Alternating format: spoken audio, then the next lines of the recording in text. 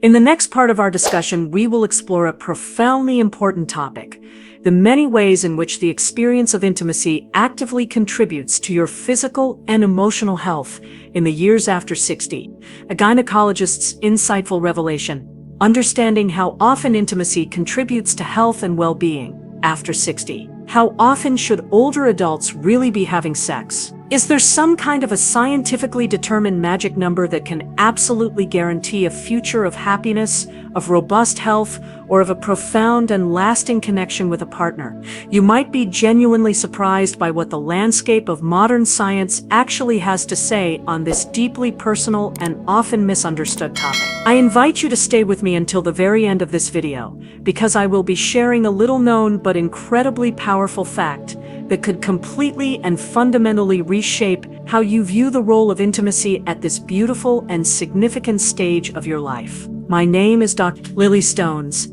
and I have had the immense privilege of spending more than 3 decades of my professional life caring for women who are just like you. All too often, our society tends to brush off the very idea of older people having active and fulfilling sex lives as if the experience of intimacy is something that we are simply supposed to outgrow, like a childhood hobby. But please allow me to reassure you with the full weight of my clinical experience: intimacy does not have an expiration date. In fact, a vast and growing body of research consistently shows that engaging in sexual activity later in life can bring with it a host of profound and tangible benefits to both the mind and the body. Before we dive deeper into this fascinating subject, allow me to pause for a moment and ask for your support for this channel. If you find conversations like this to be important and valuable, please take a moment to like this video, to leave a thoughtful comment below, to share your own perspectives, and to subscribe so that you do not miss any of our future episodes. Together, we are creating a safe and empowering space where women can navigate the journey of aging with confidence,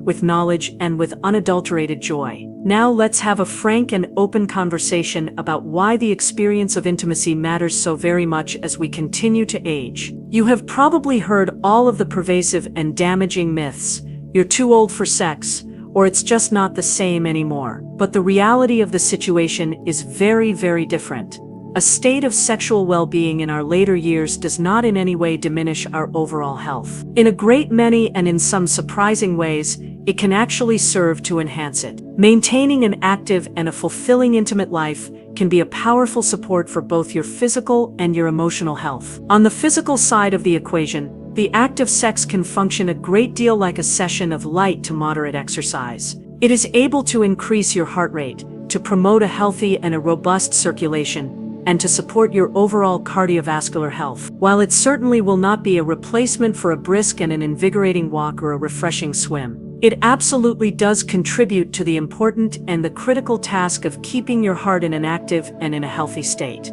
According to the esteemed Mayo Clinic, the experience of a sexual activity also prompts the release of a variety of endorphins, which are our body's own and its natural and its beautiful feel-good chemicals, and which are instrumental in helping us to be able to lower our stress, to be able to reduce our pain, and to be able to boost our mood. Another of the wonderful and the profound benefits is a better and a more restful state of our sleep. A great many of the older adults that I have worked with over the years have had to struggle with the issues of a falling or of a staying asleep, especially in the years after the onset of their menopause. But the experience of an intimacy, whether it is through a sexual activity or even through a simple and a beautiful physical closeness, like a cuddling, is able to work to stimulate a release of an oxytocin, a powerful and a beautiful hormone that is able to work to relax our bodies and to be able to reduce our feelings of an anxiety. That particular and that important release of attention can be a factor that is able to be instrumental in helping us to be able to drift into a deeper and a more restful and a more restorative state of our sleep. And perhaps one of the most powerful and the most profound of all of the benefits of an intimacy is what it is able to do for our mental health. A number of scientific studies that have been published by the esteemed National Institutes of Health,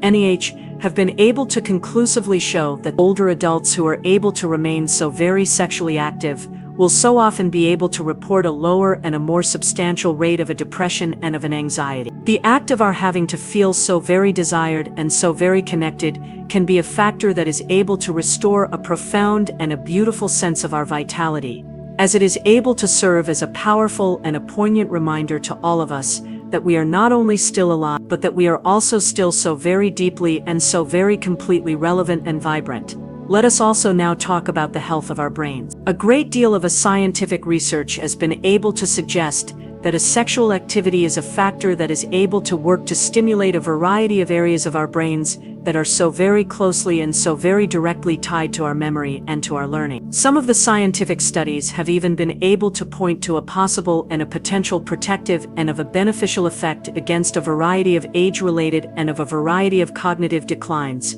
such as an Alzheimer's disease. You can think of the experience of an intimacy as being a way of our having to exercise our brains, and not just our bodies. Beyond the various and the sundry scientific and of a variety of medical benefits, there is also the profound and the beautiful emotional and of a psychological fulfillment that is able to come with an intimacy. The experience of a physical closeness is able to work to strengthen the bond between a variety of partners. It is not only about a romance, but it is also about a reassurance. It is about the act of our having to know that someone is able to value us, to be able to care for us, and to be able to delight in our very and in our essential and in our important presence. That particular and that important kind of an intimacy is able to work to nurture a deep and a profound sense of our belonging, especially as our lives are able to bring us a variety of new and of a variety of different challenges. So, when we are able to ask the question of how much of a sex should the older people be having, the simple and the easy answer is not one that is able to be found in a number alone. It is in fact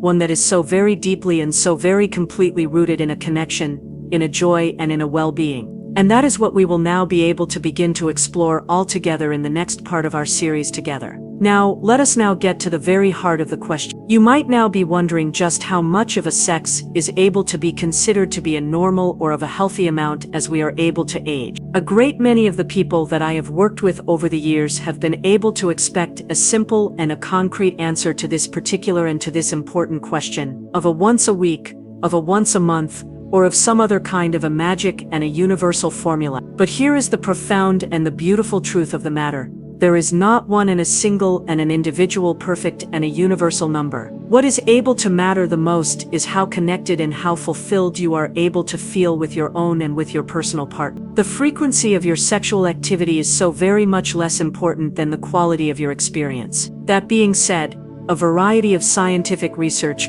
can certainly be able to give us some very helpful and some very insightful perspective. For example, a scientific study that had been published in the esteemed National Library of Medicine had to look at a variety of older adults who were of the ages of 65 and above. It had been able to find that those who had to engage in a sexual activity about once a week had to tend to be able to report a greater and a more profound sense of their happiness and of their overall and of their comprehensive life and of their satisfaction, including a stronger and a more robust sense of their relationships. But here is something that is so very crucial and so very important for us to be able to understand. The people who had been so very much intimate with one another on a so much less of a frequent basis had also had to report that they were so very happy and so very satisfied, as long as their emotional and their psychological connection had been able to remain so very strong. In other and in simpler and in easier to understand words, the joy of our intimacy is not one that is able to come from our having to meet a quota.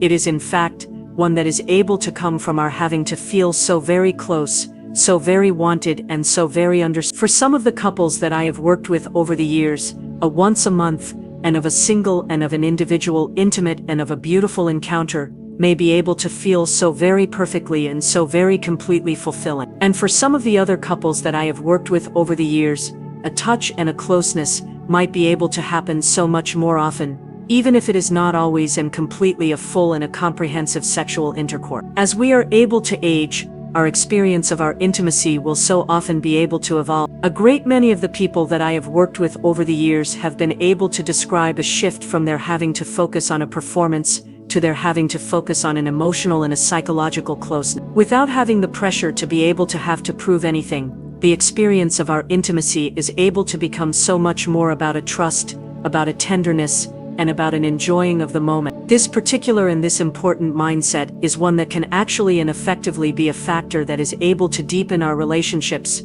and that is for some of the couples that I have worked with over the years able to increase their desire to be able to be so very close with one another so much more often. Of course, our health is also able to play a very major and a very significant role in how often we might be able to feel so very ready for an intimacy. A variety of conditions, such as an arthritis, a diabetes, or a heart disease, can be a factor that is able to affect our energy levels and our physical and our tangible comfort. But a moderate and a beneficial sexual activity itself has been able to be shown to be a factor that is able to support our blood flow, our flexibility, and even our energy over the course of time. If you are able to live with a variety of health concerns, your experience of your intimacy may be able to look so very different, but it does not have to disappear. With the right and the proper accommodations, and with an open and an honest communication, a closeness is still so very much possible and just as meaningful. And here is another and a very important and a very critical point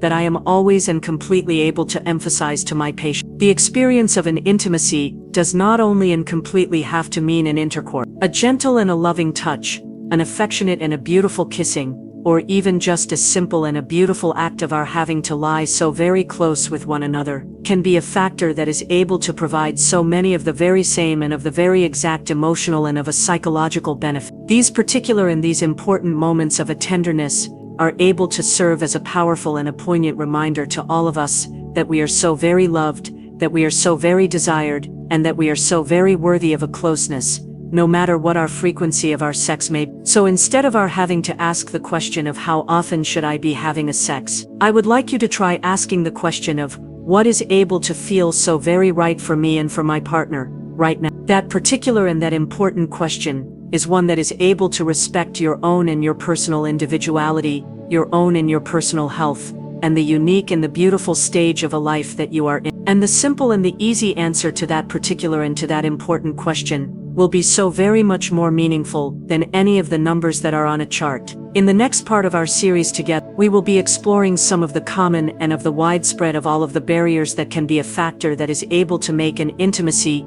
so much more challenging in our later and in our more advanced years, and just as important, the various and the sundry practical and of a variety of effective ways in which you are able to overcome them. Let us now turn our attention to something that is so very real, that of the various and the sundry barriers that can sometimes be a factor that is able to make an intimacy feel so very difficult in our later and in our more advanced years. These particular and these important challenges are so very much more common than you might be able to think. But the wonderfully and the profoundly good news in all of this is that with the right and the proper strategies, a great many of them can be able to be worked through. One of the most frequent and of the most persistent of all of the obstacles is our physical and our tangible health. A variety of conditions, such as an arthritis, a chronic and a persistent pain, or a variety of mobility and of a variety of different limitations, can be a factor that is able to make a certain and a specific movement so very uncomfortable. If this particular and this important scenario is one that is able to sound so very familiar to you, I would like you to please know that you are not alone. A great many of the couples that I have worked with over the years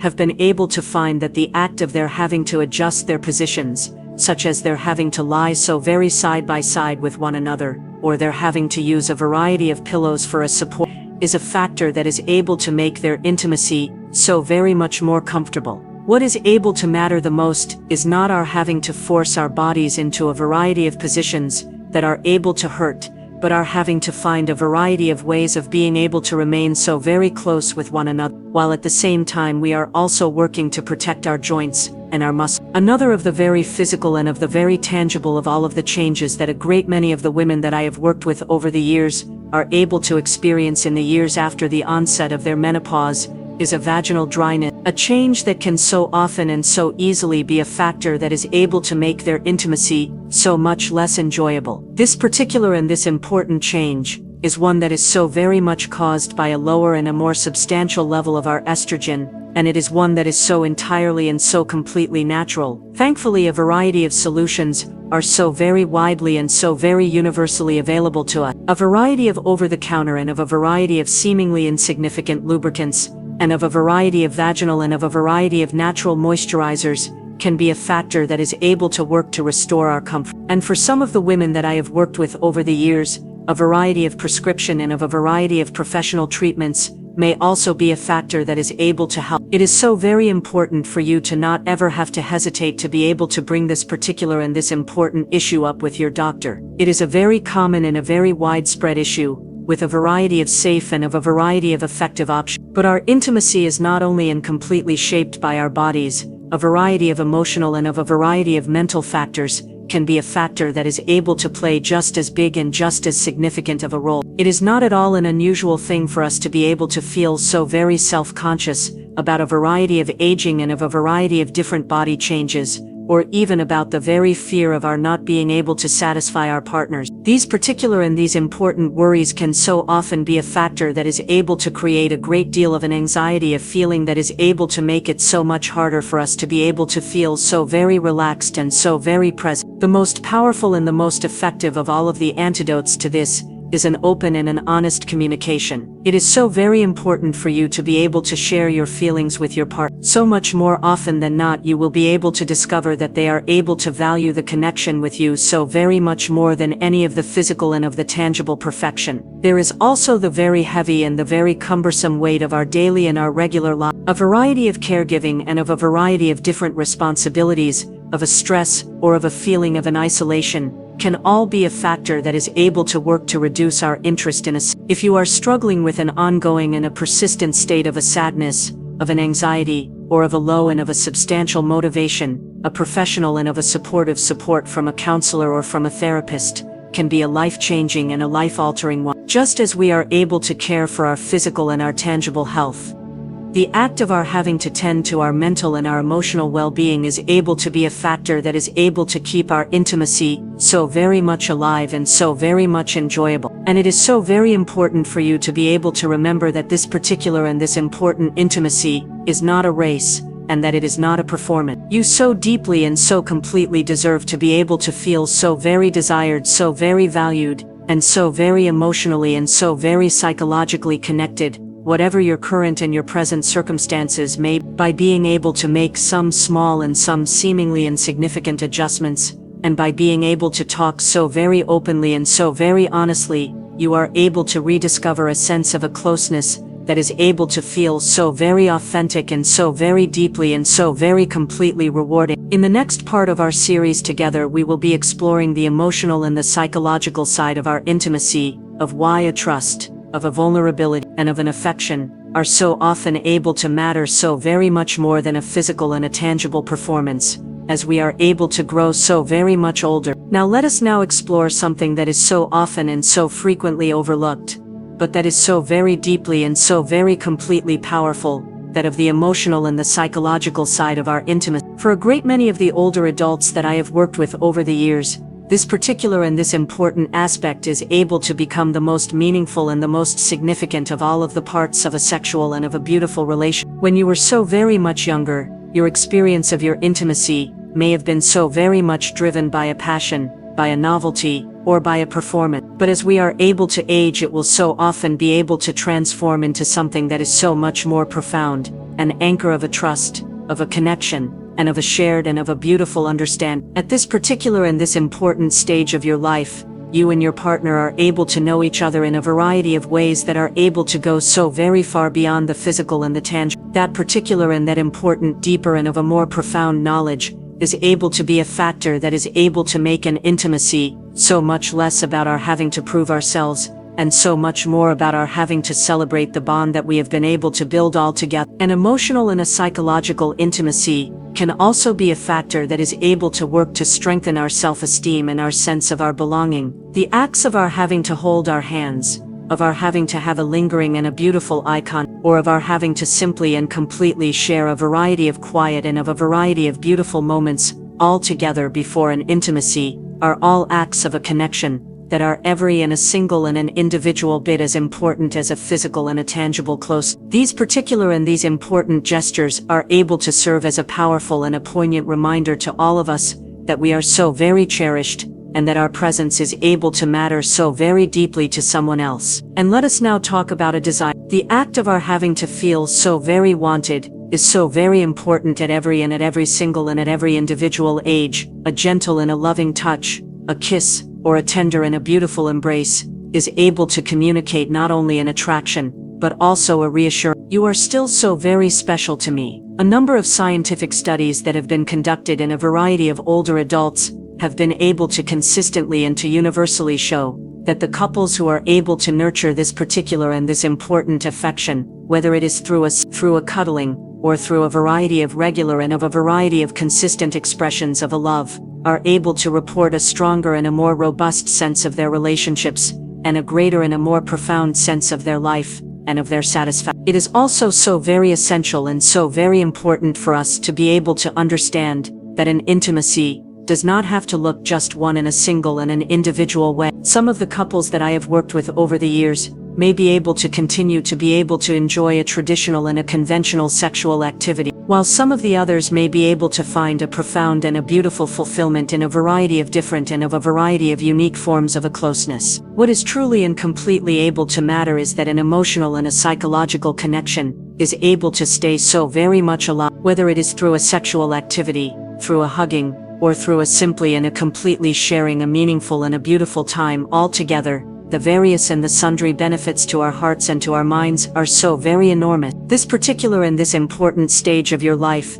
is one that is able to invite you to be able to redefine your intimacy on your own and on your personal terms, without having the pressure of a comparison, or of a variety of societal and of a variety of cultural expectations. You are so very much free to be able to explore what a closeness is able to mean for you now, and so often, that particular and that important freedom is able to allow for a richer and a more authentic and a more beautiful intimacy than we have ever had before. In the final and our last part together, we will be able to bring everything that we have discussed all together, as we will be exploring the way in which a healthy and a graceful aging, a self-care, and a communication can be a factor that is able to keep our intimacy so very fulfilling and so very joyful for so many years to come.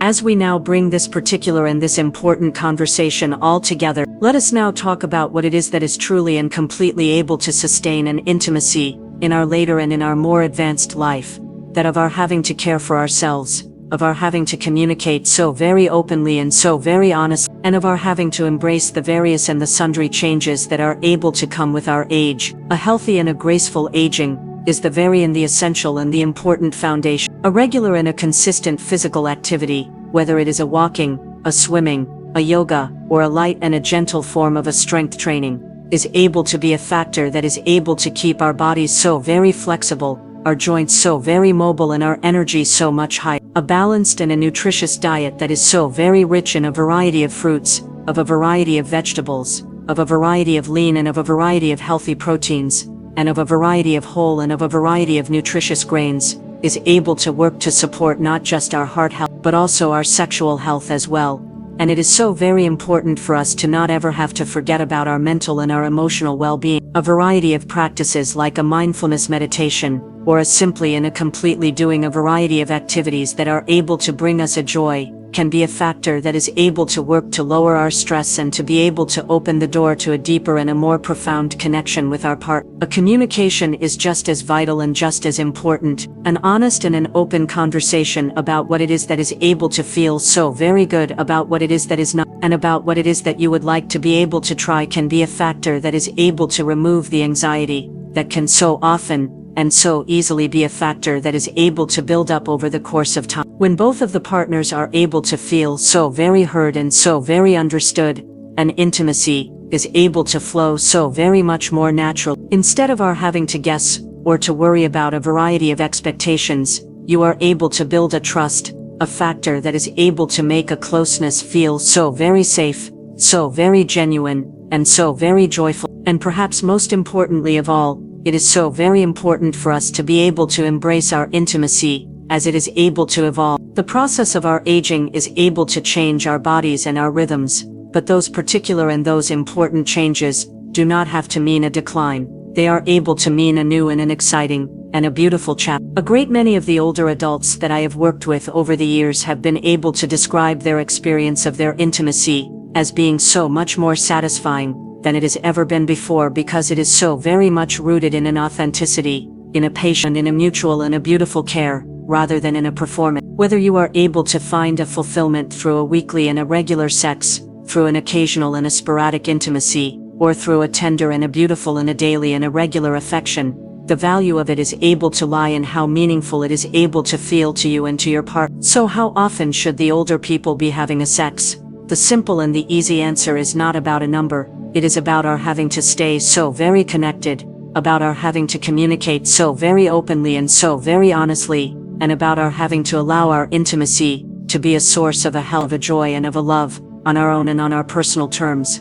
I would be so very happy to be able to leave you with this one an important reflection. The experience of an intimacy is not about our having to keep a pace with anyone else's expectations. It is about our having to honor our bodies, about our having to cherish our partners, and about our having to embrace the closeness that is able to make our lives so much richer at every single and at every individual stage. Thank you so very much for having spent this valuable and this important time with me. I sincerely hope that our conversation today has been able to encourage you to be able to see an intimacy as being a lifelong and a beautiful gift, one that is able to grow so much deeper with our age. If this particular and this important video has been able to resonate with you, I would be so very happy to be able to hear your thoughts. Please share them in the comments section below. And if you would like to be able to continue these particular and these important conversations, I would be so very grateful if you would please subscribe to our channel, so that we can be able to keep on exploring the various and the sundry topics that are able to matter the most to you. Until our next time together,